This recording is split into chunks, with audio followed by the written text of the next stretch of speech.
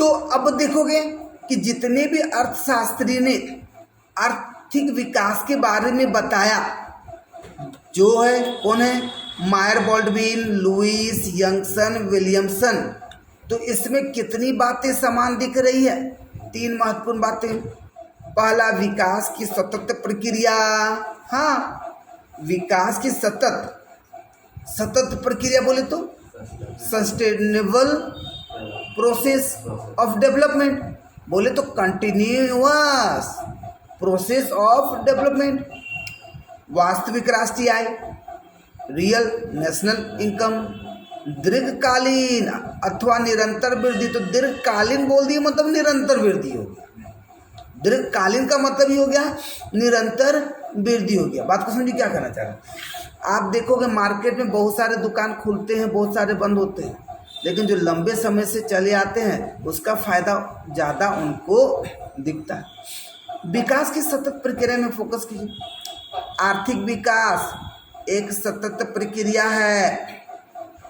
आर्थिक विकास एक सतत प्रक्रिया है जिसका अर्थ कुछ विशेष प्रकार की शक्तियों के कार्यशील रहने के रूप में लगाया जाता है। याद रखिए क्या बोला जा रहा है कि कुछ विशेष प्रकार की शक्तियों के कार्यशील रहने के रूप में लगाया जाता है। देखिए कुछ बातें आपको समझ में आएंगी, कुछ नहीं आएंगे, उसको मैनेज करेंगे, क्योंकि अदर टॉपिक में उस पर और भी चर्चा करने वाले हैं। ठीक है, तो उसको थोड़ा सा भी रटना तो रट जाइए, लेकिन आगे चल कर और जब डिफाइन करेंगे तो उसको बड़ा मजा आएगा, क्योंकि जिस टॉपिक को जहाँ समझना वहाँ समझेंगे तो ज़्यादा अच्छा रहेगा। ठीक है, आप जैसे छोटे बच्चे नहीं बुझाता ए फॉर एप्पल का होता है, लेकिन रट जाता है, वो बाद में समझता अच्छा ये ए फॉर एप्पल, ABCD क्यों रट रहे हैं, नहीं बुझाता है जी, लेकिन बाद में समझ किताब पढ़ने लगता है तो क्यों पढ़ने लगा, वो प्रोसेस है। पहले ABCD क्यों रट रहा समझ में नहीं आया, लेकिन बाद में पता चला अच्छा एक वर्ड बना, एक सेंटेंस उससे बना, हम अपनी बातों को रिप्रेजेंट लिखकर आप बोलकर करते हैं। तो कहा जा रहा है विशेष प्रकार की शक्तियों के कार्यशील रहने के रूप में लगाया जाता है। इन शक्तियों के एक अवधि तक मतलब एक टाइम पीरियड है, निरंतर कार्यशील रहने के कारण आर्थिक घटकों में सदैव परिवर्तन होते रहते हैं। जाहिर सी बात है, अब कोरोना काल में देख लो, क्या पूरा परिवर्तन देखने को मिल रहा है कि नहीं मिल रहा?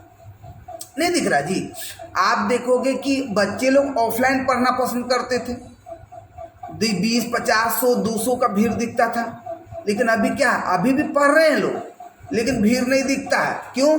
क्योंकि ऑनलाइन यूट्यूब से, ऑनलाइन से सर जैसे दे दीजिए ना सर, हम वैसे पढ़ लेंगे, जो पैसा है भैया आप ले लीजिए, लेकिन हमको भैया पढ़ा दीजिए, हम ऑफलाइन नहीं आ पाएंगे। हाँ सर हम भी ऑफलाइन आ जाएंगे। तो सबके अपने जो जैसे समझ जाए और जो जैसे अपनी मंजिल, अपनी सफलता को प्राप्त करने का काम कर सके।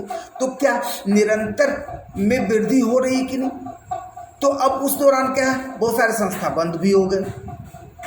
अब बंद हो गए तो इसका मतलब उसमें निरंतर कहाँ दिखा, उसमें दीर्घकालीन कहाँ दिखा, उसमें अवधि कहाँ दिखा? नहीं दिखा।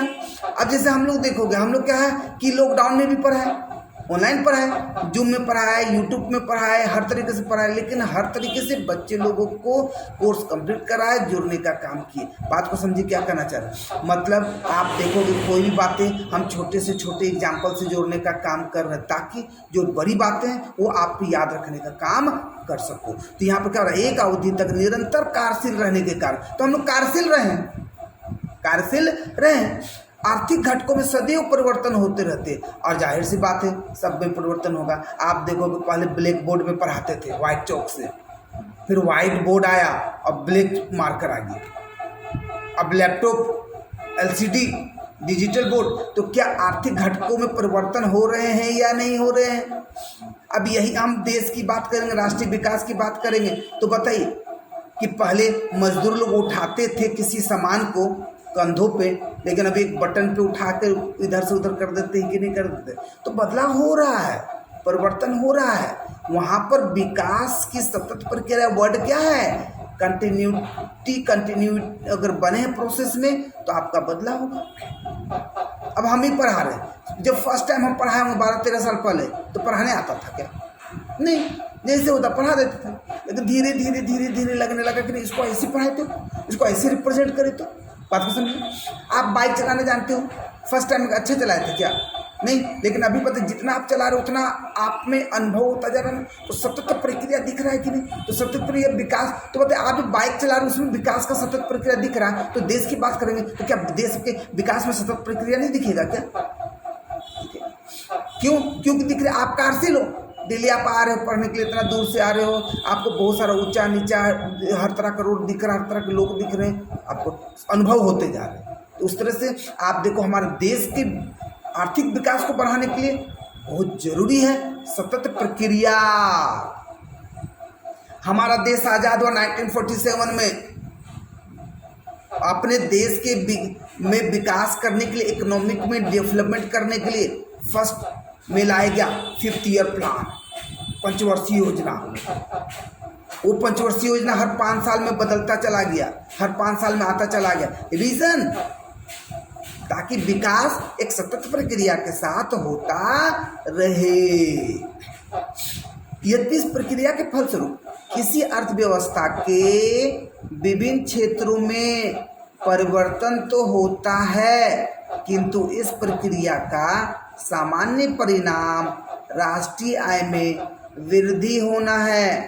याद रखिए, इस प्रक्रिया के फलस्वरूप किसी अर्थव्यवस्था के विभिन्न क्षेत्रों में परिवर्तन तो होता है, किंतु इस प्रक्रिया का समान परिणाम राष्ट्रीय आय में वृद्धि होना। जाहिर सी बात है, मतलब कुछ भी आप करोगे, अगर आप छोड़ दो राष्ट्र लेवल, अगर आप इनकम करोगे कल को, तो क्या वो हमारे देश को भी फायदा होगा कि नहीं?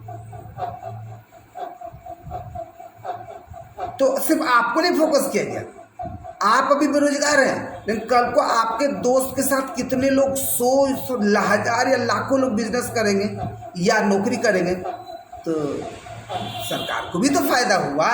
तो वही चीज कहा जा रहा है कि सामान पर इसका परिणाम क्या है, जो भी हो रहा है राष्ट्रीय आय में वृद्धि करना है।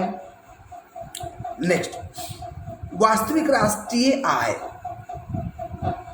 वास्तविक राष्ट्रीय आर्थिक विकास का संबंध वास्तविक राष्ट्रीय आय की वृद्धि से। ध्यान रहे, वास्तविक राष्ट्रीय आय की वृद्धि से अभिप्राय, ध्यान दीजिए क्या बोला जा रहा है, ठीक है?